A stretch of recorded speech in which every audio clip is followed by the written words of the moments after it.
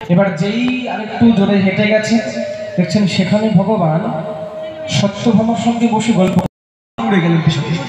দেখেন ভগবান কেশ বিন্যাস করছে। আবার এখান থেকে যদি দৌড়ে গেলেন আগের ঘরে, ওখানে বসেই রয়েছেন সত্যভামার সঙ্গে। এবার সামনে যে কক্ষ ছিল সেখানে আরো জোরে দৌড়ে গেলেন, সেখানে ভগবান কালিন্দীর সঙ্গে ভোজন লীলা করছে। এরকম নারদ তো মাথা ঘুরে গেল, ব্যাপারটা কি?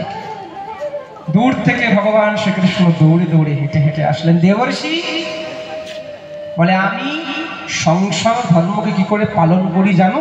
শোনো, যারা বলে ভগবান এতগুলো স্ত্রীকে বিয়ে করলো, কি রকম মর্যাদা, তুমি শোনো কি রকম মর্যাদা। 16,108টি স্ত্রীর সঙ্গে একই সময়ে 16,108টি কৃষ্ণ বিরাজমান থাকতো, সম্ভবই না। তাই জন্য ভগবানের ঘরে কোনো ঝগড়াঝাটি ছিল না। শ্রীমদ্ ভাগবত মহাপুরাণে এখানে রাধা তত্ত্বকে আলোচনা করেছে।